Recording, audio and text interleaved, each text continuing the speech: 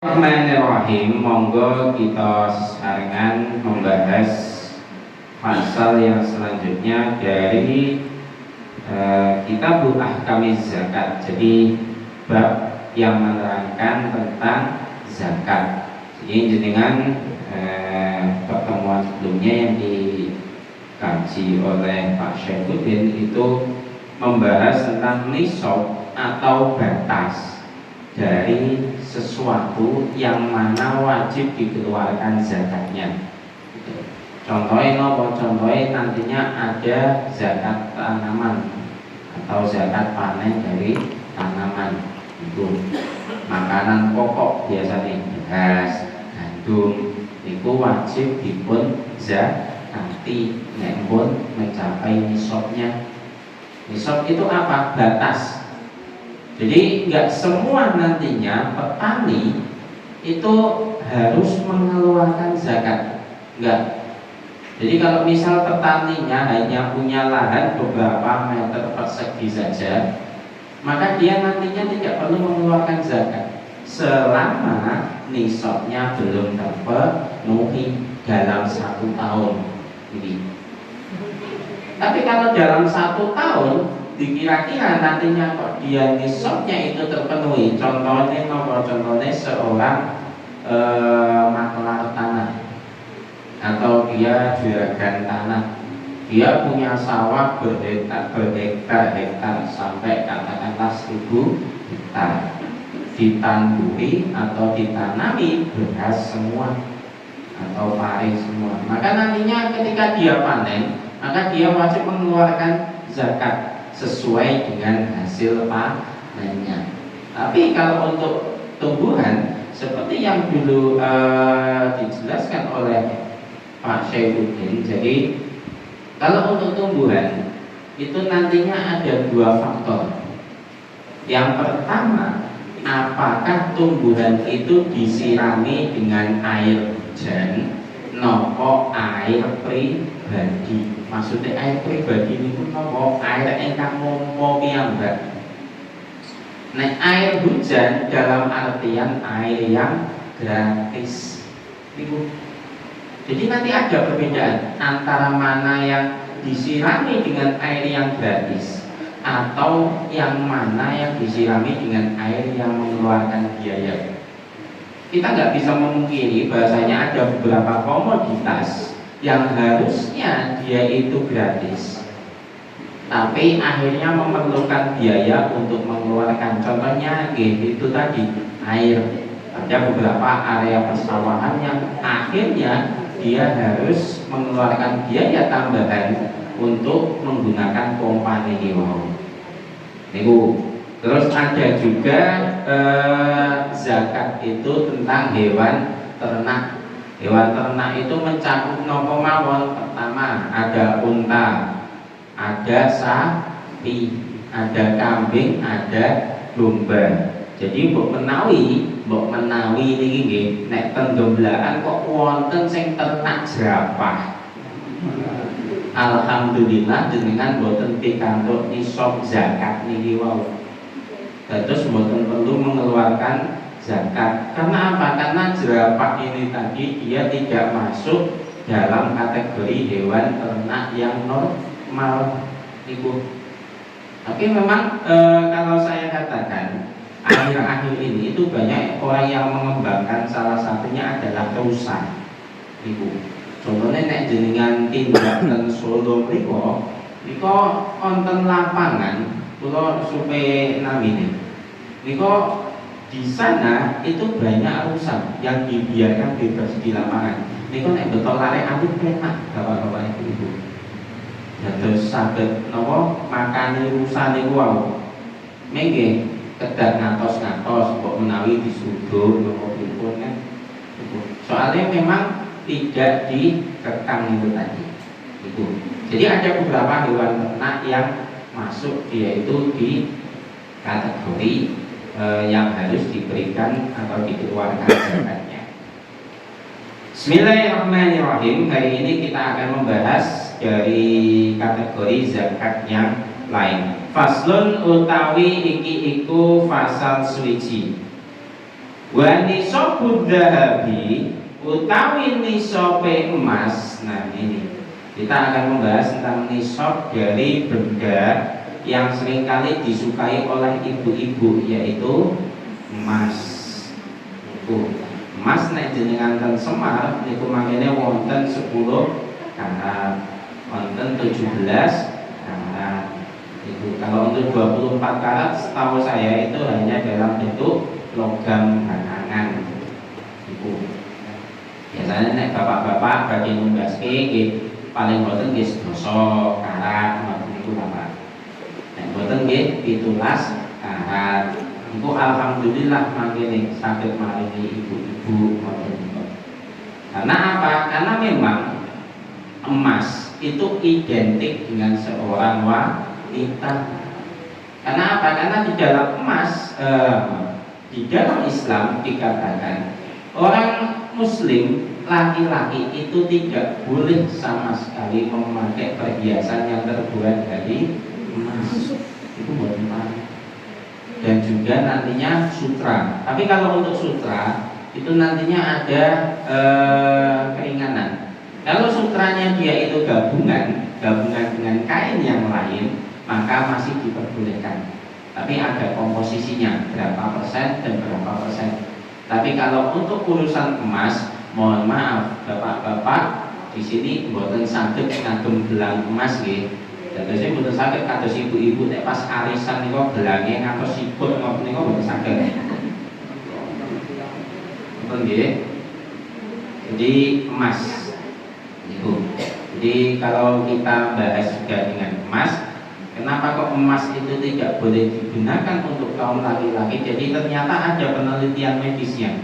Karena ternyata emas itu kalau dipakai seorang laki-laki itu ada radiasi tertentu, itu akan meningkatkan di sana berbagai ada ini, apa namanya?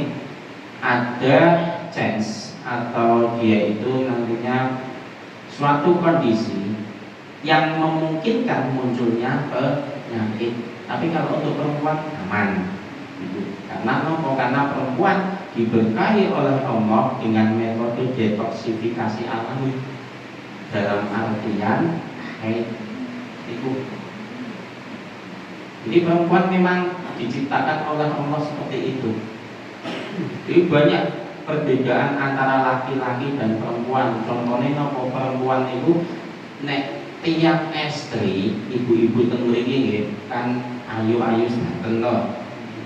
Tiang istri nek ayu bapak-bapak itu biasanya aku aneh atau jodoh itu kalian judes dipanggil. Nah terusnya nek ayu ya biasanya judes. Tapi kok jenengan kok dilarang gak ada garwa kok ayu neng kok ya penyabar orang judes lah itu suatu dunia. Tapi kok dilarang kok gak gaya ayu tapi judes ya pun cene niku cocoke. Nah wis elek kok judes wae. Bubur ae. Mboten kan langsung takobal Allahu minna wa minkum takobal ya akhir wis elek kok judes. Itu perempuan. Tapi kalau untuk laki-laki apa? Laki-laki memang diciptakan oleh Allah, dia adalah makhluk yang tidak suka bercerita.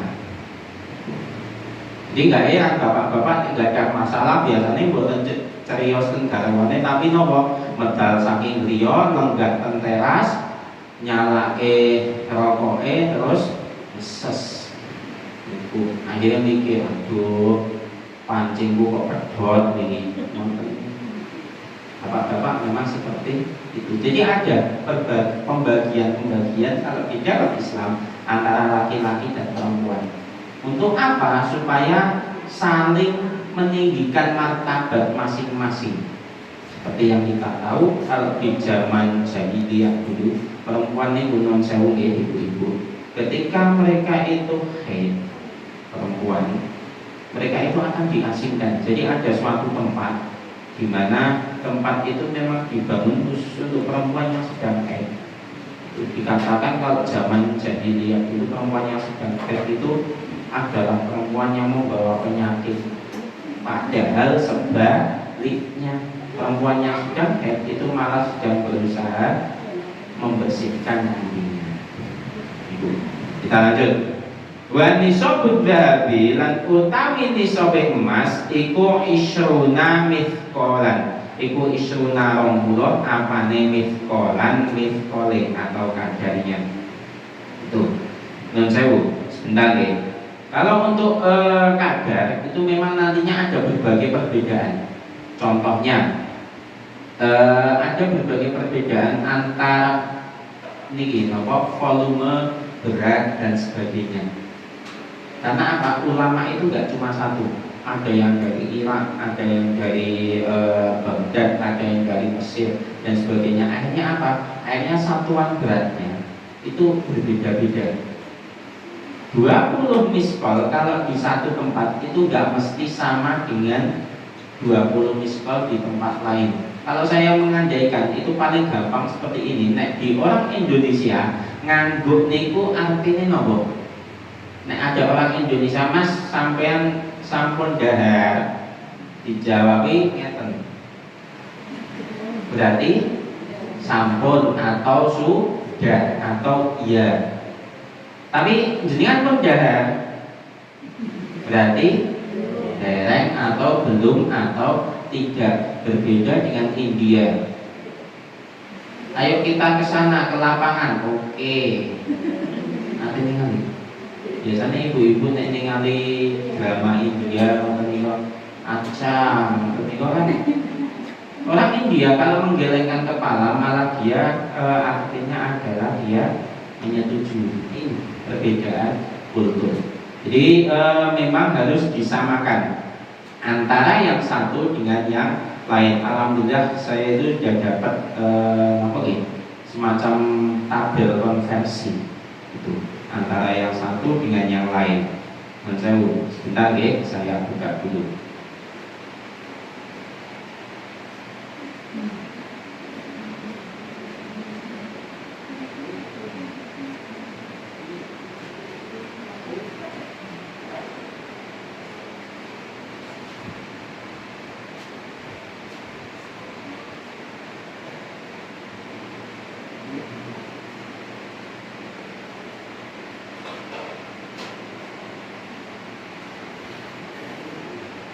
Tabel konversi. Nah, sambut. Jadi Aisyuna 20 mitkolan apane mitkole tahdidan kelawan hitungan biwasni Makkah kelawan timbangan negara Mekah. Jadi 20 miskol itu dihitung secara pasti dengan timbangan negara Mekah. Loh, ini loh, beda antara satu daerah dengan daerah yang lain. Harus pakai 20 miskol itu harus dihitung. Oh, matur nuwun Pak. Subhan pripun kaya sing selama iki ngombe ora matur nuwun iki sing ngaturke kok kurang ajar. Matur nuwun Pak.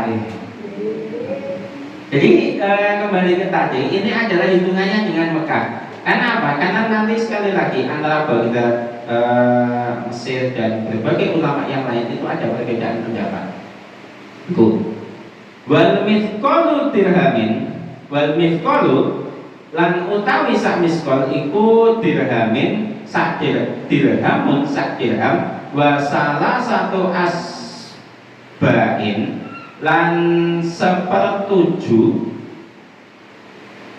wa salah satu asbai dirhamin lan sepertujuh dirham. Jadi satu miskol itu berapa? 1/3/7, 1/3/7 dirham.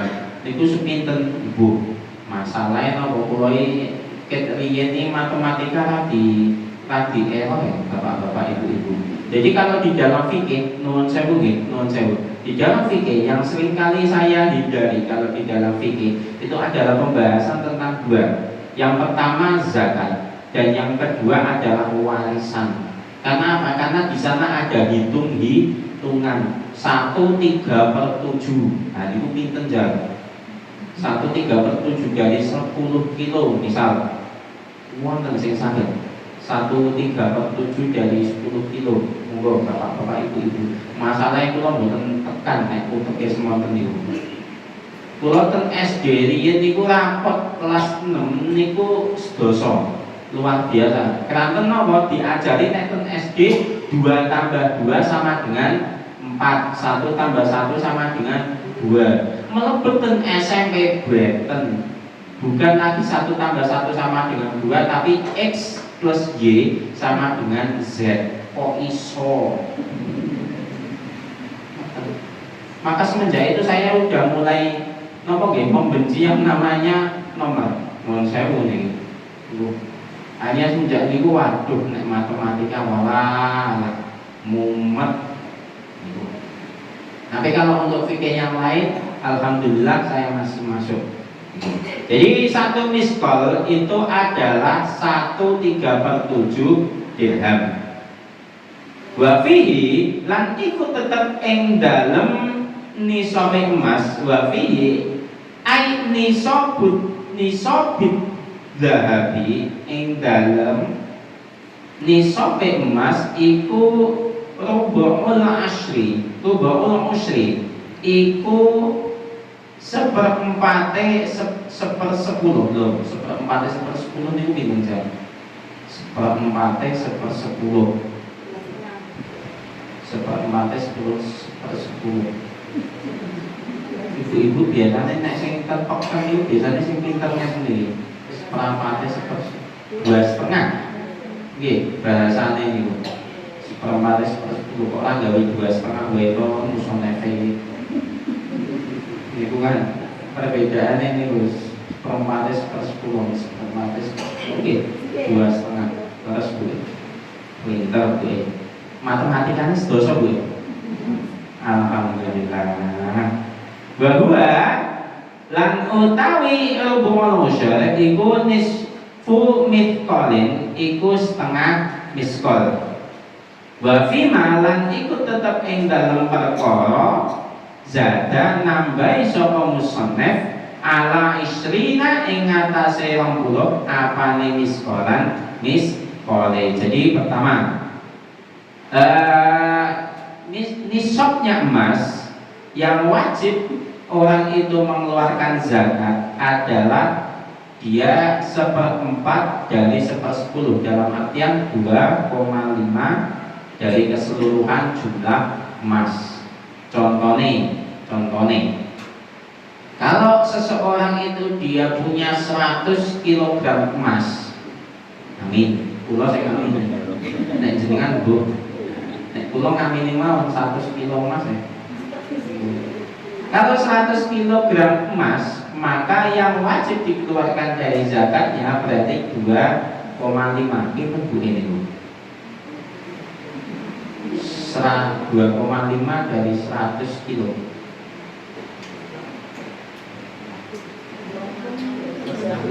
Iya, 2,5 kilo. Iya, 2,5 kilo emas itu. Nah, ini kenapa kok zakat itu seringkali banyak orang yang mangkir? Nek awalnya masih sedikit, nek suatu barang itu masih sedikit, maka zakat yang dikeluarkan juga sedikit. Wong semeni orang patio ketok, tapi ketika sudah segitu banyaknya, contohnya emasnya tadi sudah sampai 100 kg, maka yang wajib dikeluarkan untuk zakat itu adalah 2,5 kg. Bayangke 2,5 kg itu emas 24 karat. Gue bandeng wong dia bocor gitu. Apakah seseorang rela? Nah ini fikih itu hanya membahas tentang antara hubungan manusia dengan manusia yang lain. Apakah seseorang itu mau zakatnya itu berapa? Itu yang mengatur fikih. Tapi kalau pertanyaannya dibalik, kalau seseorang nggak mau bayar zakat itu bagaimana? Lah itu ranahnya bukan fikih, tapi ranahnya maksudnya ke tauhid atau ke akhlak, dalam artian hubungan manusia dengan Gusti Allah itu. Jadi fikih hanya membahas sing ditok iki ming semene yang dikeluarkan hanya segini. Tapi kalau urusan wah ini kok sing ditokes milik lah aku zakat, lah itu adalah urusannya seseorang itu tadi dengan Allah. Jadi harus dibedakan. Saya seringkali membahas tentang ini. Kalau di dalam fikih ada yang namanya najis, ada yang namanya hadas, ada yang namanya kotor. Itu harus dibedakan. Najis contohnya apa? Air kencing itu najis. Hadas contohnya apa? Ketika seseorang habis kumpul dengan garwane, hadas.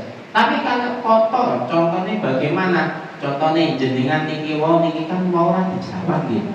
Dan jenengan teng masjid niku ra dikene percikan dari air hujan yang jatuh dari langit terus jatuh ke tanah terus mantul ke tubuh Anda. Nah, itu enggak mesti najis, bisa jadi cuma kotor. Nah, kalau kotor dia masih bisa dipakai untuk sholat. Nih ya dipikir, misal sarungnya kok kebak dengan percikan lumpur itu tadi kok yang mlebu Masjid Al-Islam Benggelaan. Kira-kira ada orang yang penuh lumpur tadi, dia sudah mengatakan lumpur ini suci semua kok, tapi dia tetap masuk ke masjid untuk sholat. Kira-kira kalian tak milih dipancal nopo pripun? Lah penuh dengan lumpur kok mlebet masjid ngregeti. Lah ini beda gitu. Jadi harus dibedakan antara satu dengan yang lain. Kita lanjutkan. Wa fi malan iku tetep ing dalem al-Qur'an zada tambahi sapa musannaf ala isrina ing atase 20 miskolan apane miskole bi hisabihi kelawan hisabe musannaf. Wa ing qala lan lamun sithik azza itu apa wong sapa wong kang nambahi. Jadi kalau misal di dalam jumlah emas itu yang lebih dari 20 miskol, maka sesuai dengan persentasenya, walaupun lebihannya hanya sedikit. Jadi tetap kalau misal contohnya niku kan kula mencontohkan kalau untuk emas itu kan 100 kilo. Pertanyaan muncul, Pak, emas saya itu 102 kilo. Yang saya keluarkan seberapa? Maka hanya perlu cukup ditambahin sekiranya itu 2 kilo itu 2,5 kilo itu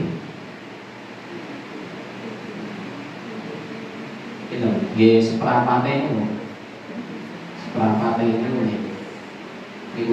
Nah itu yang harus dikeluarkan. Jadi tinggal disesuaikan saja. Kalau misal lebih dari itu maka tinggal ditambahin. Itu kalau emas. Wa nisabul waraqi bi kasri ra'i wariki berarti. Wa nisabul wariki lan utawi nisabe warik bi kasri ra'i kelawan kasroh ra. Apa itu warik? Wa huwa utawi warik iku al-fiddatu perak. Jadi ada dua. Yang pertama tadi emas, yang kedua adalah perak. Ini perak itu sebenarnya untuk jadi investasi di Indonesia itu masih belum terlalu populer. Padahal sudah banyak yang memiliki. Jadi kan nggak ada emas batangan antam. Itu kan biasanya pun kata sehingga ada, entah itu 5 gram atau 10 gram atau lebih. Itu biasanya. Tapi banyak yang belum punya perak batangan. Perak batangan memang lebih murah dan untuk nilainya itu memang belum terlalu tinggi, tapi sama seperti emas, dia harganya stabil. Jadi memang kalau saya ditanya investasi yang paling aman di berbagai zaman, itu memang sudah dibuktikan emas dan perak, bukan yang lain. Contohnya kalau emas dan perak itu masih bisa dijual kalau di dalam kebutuhan mendesak, kapanpun bisa. Tapi nek misal investasinya tanah, 2 hari kemudian kita sedang membutuhkan uang tersebut, tanah dijual, kinten-kinten langsung payu nopo mboten, kecuali niki nopo gini dianjloke yang harusnya contohnya 1 meter itu 2 juta didadoske 100.000 paling langsung payu. Tapi gini wow, harganya anjlok. Maka sekali lagi saya menyarankan kalau bagi jenengan semua yang mau berinvestasi, maka investasinya nopo gitu, emas dan perak. Maka dari itu bapak-bapak nek gak ada rezeki tambahan nggih garwane ditumbaske emas. Terpenuhi 2 tujuan, menyenangkan istri dan juga berinvestasi. Tadi ini ibu-ibu jos kayak besok-besok bujangnya cocok kayak buat ini bapak-bapak kok konjo ini. Tapi saya selesai ini. Jadi memang dicontohkan oleh Nabi Muhammad juga bahwasanya Nabi Muhammad itu seringkali memberikan surprise bagi istrinya Sayyidah Aisyah. Walaupun surprise-nya itu ya nggak sampai seperti itu, cuma surprise kecil-kecilan saja sudah bikin istri senang. Ini juga kenapa kok saya berkata begini, apakah saya adalah yang paling ahli dalam berkeluarga? Boten, bisa jadi dengan lebih ahli daripada saya. Saya mengatakan seperti ini supaya apa? Kowe lho, kowe iki dirungokke sing diomongke kowe dhewe. Maksudnya niku kula. Jadi supaya saya pribadi bisa belajar, bisa menggaris bawahi niku wau. Nek wonten rezeki tambah nggih garwane ditumbaske. Nek enggak ada anak istri nggih ditumbaske juga. Nek mboten enggak ada harta nggih pun. Lah pripun mboten enggak ada harta badhe ditumbaske napa? Jenengan ten Semarang Nusantara badhe tumbas emas ngagem bodong nggih di tenjang security ini. Nggih. Dan nopo ngagem alto asli. Itu. Jadi nisabnya perak itu mi'ata dirhamin itu adalah 200 dirham. Jadi kira-kira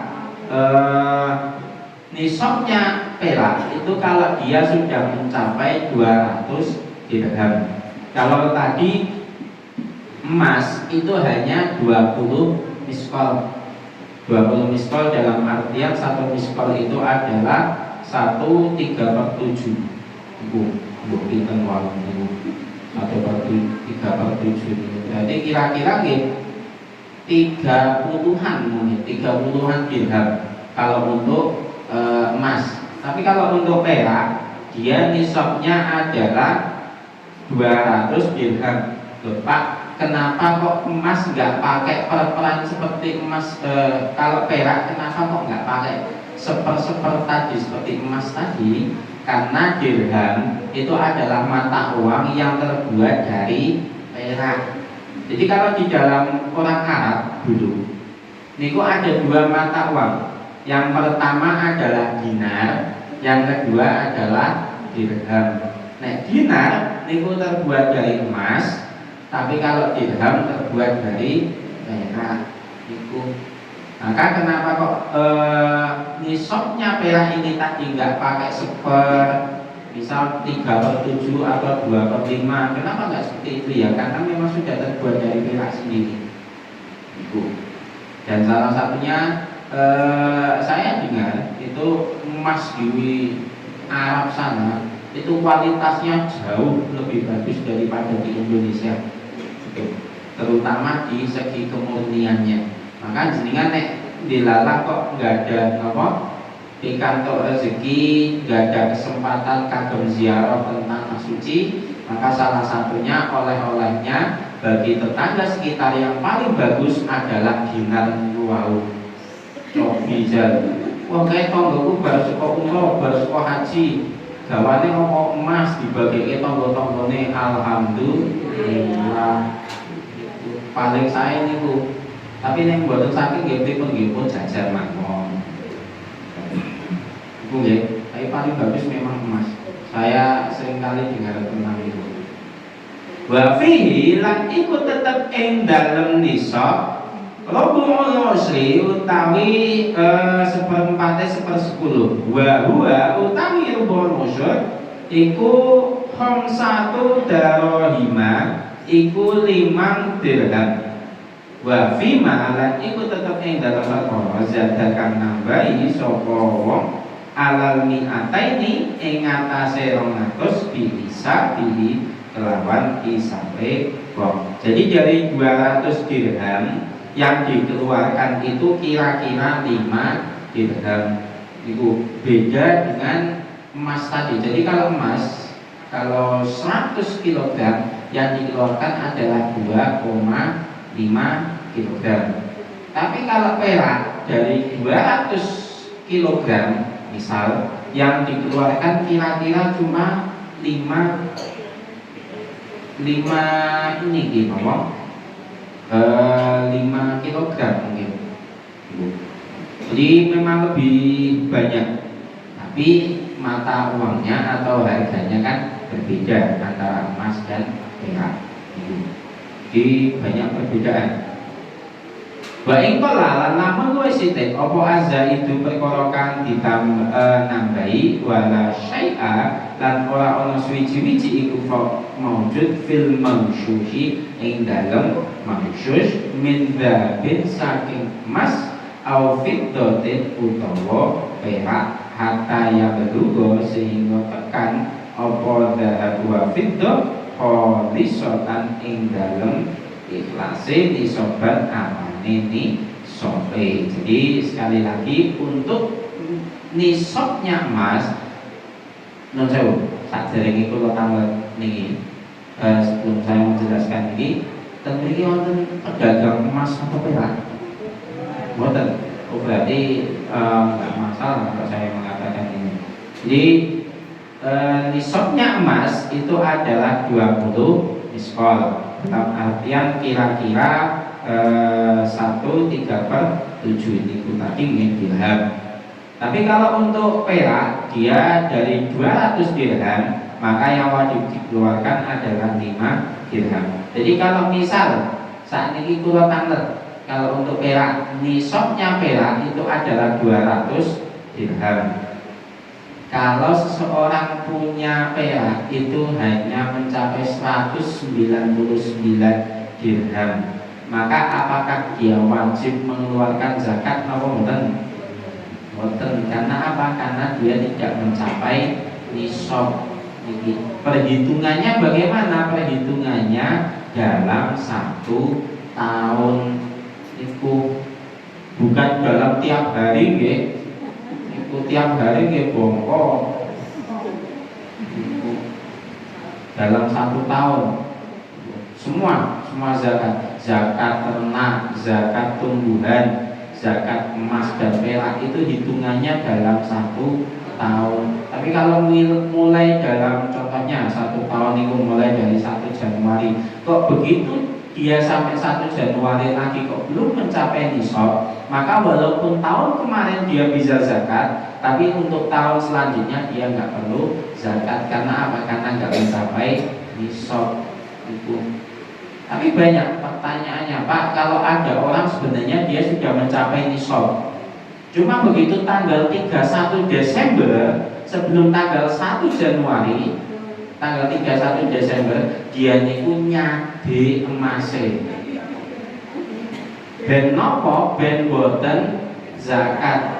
Niku pripun? Niku bener, tetap bener. Dalam fikih dia tidak dikenakan zakat. Dia tidak perlu mengeluarkan zakat. Ning urusane bagaimana dengan Gusti Allah? Wallahu a'lam. Niku Gusti Allah kok meh diakali nggih mboten saged. Dan ini seringkali saya katakan ke nun sewu nggih lare-lare ingkang kula ajar dan sekolah, jangan sampai sekali-kali kita niku melupakan yang namanya zakat, terutama zakat fitrah bagi kita diri sendiri. Itu karena apa? Banyak kasus di mana orang itu ketika dia lupa zakat fitrah,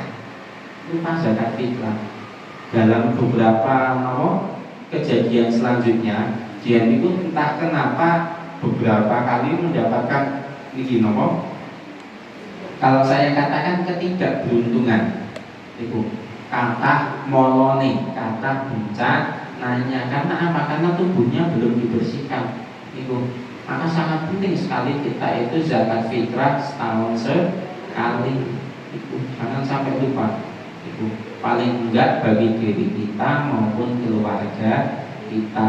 Dan pas dilalah harta bendane, entah itu dia sudah mencapai nisabnya, maka silahkan mengeluarkan zakat baru itu. Tapi yang paling terpenting adalah satu, zakat fitrah itu. Ampun ngantos kesupen molone luar biasa. Dan saya sudah dikatakan berkali-kali ini oleh siapa? Oleh guru saya, Yai Tajuddin dari Klaten. Jadi beliau adalah musyrif Thariqah At-Tijaniyah yang mana juga saya ikuti. Itu beliau seringkali mengatakan ojo nganti kowe kuwi kelalen zakat fitrah.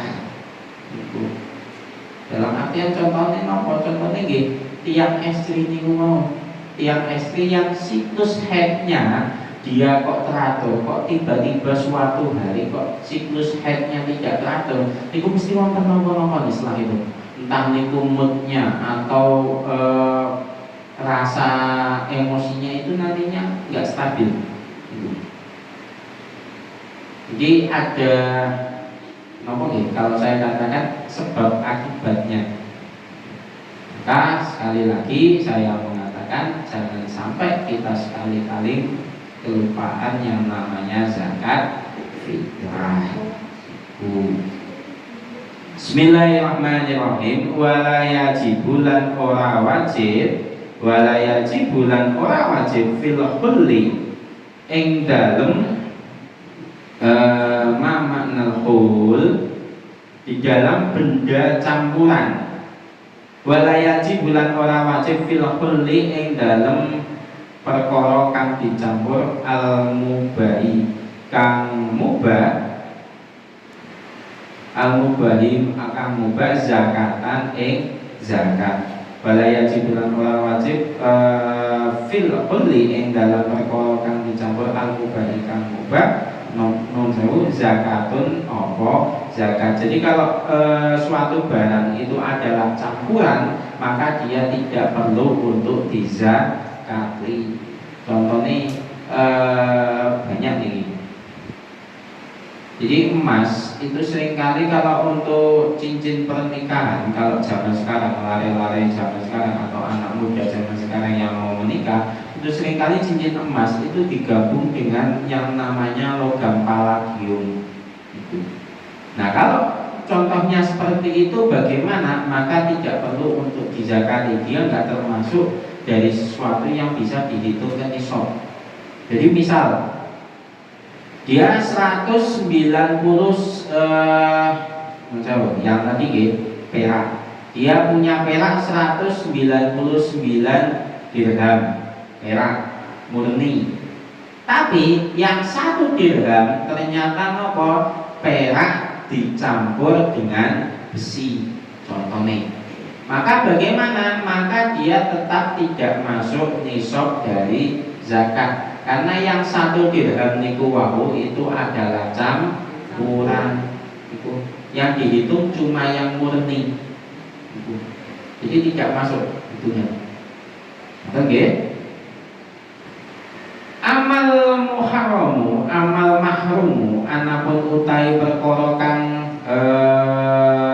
tidak boleh digunakan. Bagaimana itu? Kasiwarin. Koyo siwar, makna siwar. Apa itu siwar? Asiwarin wa khol-kholin lan khol-khol liro julin maring wong lanang. Jadi mungkin ini siwar dan khol-khol itu adalah salah satu jenis dari emas itu tadi, karena tidak boleh digunakan. Wa hunsa lan hunsa nun sewu jenengan ngantos hunsa. Jadi kalau di dalam gender, kalau di dalam fikih itu ada 3 jenis gender sama sekali. Kalau di dalam fikih ada 3 jenis gender, 3 jenis kelamin. Yang pertama laki-laki, dia punya belalai. Oke. Yang kedua perempuan. Yang ketiga ini adalah unsa. Ini kalau diartikan ke dalam bahasa Indonesia seringkali salah kaprah. Unsa seringkali diartikan sebagai waria. Cuma salah. Waria itu contohnya adalah pria yang berpakaian seperti wanita, non-sewu. Tapi kalau unsa itu memang kondisi genetik di mana seorang bayi itu dilahirkan dengan 2 alat kelamin. Jadi modelnya biasanya di bawah non-sewu alat kelamin laki-lakinya itu ada alat kelamin perempuan. Itu biasanya kalau di dalam dunia medis nantinya akan dilihat dulu dalam beberapa hari yang mana yang lebih aktif. Apakah manturnya pipis itu dari yang atas atau yang bawah. Baru setelah itu nantinya ternyata yang atas, maka yang bawah nantinya akan ditutup. Ternyata yang bawah, maka yang atas akan ditutup. Biasanya seperti itu. Tapi kalau zaman dahulu bagaimana? Ya nggak bisa. Maka ada kategori itu tadi unsa. Waria itu unsa. Kalau di dalam fikih itu pertama dia tidak bisa mengimami laki-laki. Laki-laki itu kan dia nggak bisa mengimami unsa itu. Jadi ada berbagai ada berbagai hal-hal yang bisa kita pelajari. Kita lanjutkan sedikit. Fatajibu mongko wajib apa az-zakatu zakat fihi ing dalem perkara. Jadi walaupun sesuatu itu haram dipakai bagi seorang laki-laki dan unsa, maka tetap wajib dizakati. Contohnya apa? Yaitu tadi emas dan perak. Itu walaupun yang punya ada seorang laki-laki tetap dia harus wajib dizakati. Faslun wa nisabu zuru'i wallahu a'lam. Sewu niki wong kula pun janjian kalian garwane kula pokoke mentok kula jam 8 niku.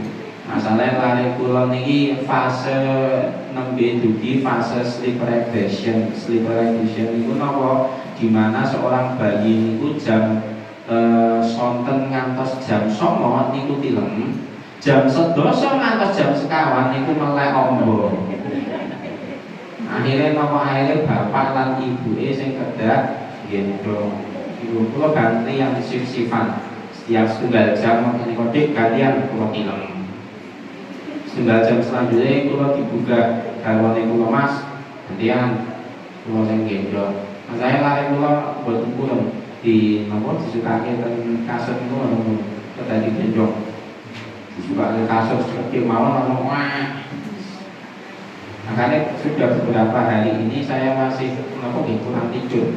Bahkan tadi pagi mendapatkan kalau saya katakan peringatan dari Allah Ta'ala untuk apa? Untuk tidak mengantuk di jalan.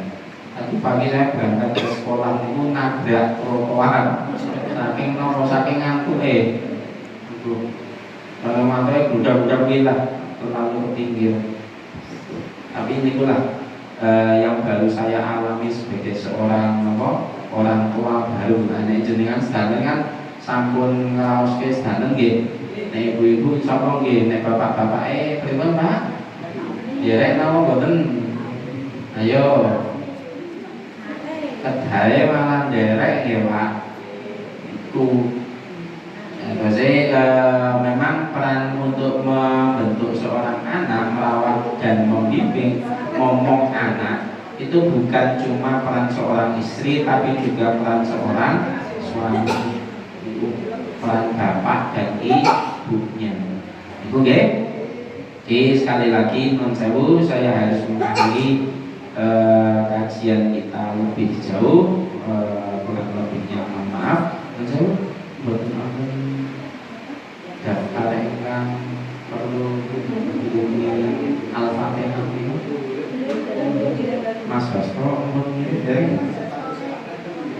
sekedar statusnya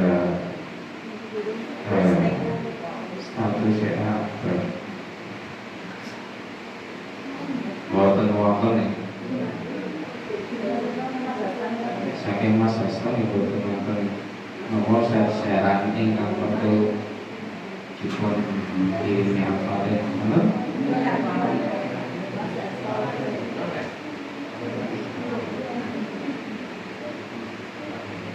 Sekalian bahwa kita lanjutin ila hadratin Nabi Muhammad sallallahu alaihi wasallam. Al-Fatihah. A'udzu billahi minasyaitonir rajim. Bismillahirrahmanirrahim. Alhamdulillahi rabbil alamin arrahmanir rahim maliki yaumiddin. Iyyaka na'budu wa iyyaka nasta'in ihdinas siratal mustaqim. Siratal ladzina an'amta 'alaihim ghairil maghdubi 'alaihim waladdallin.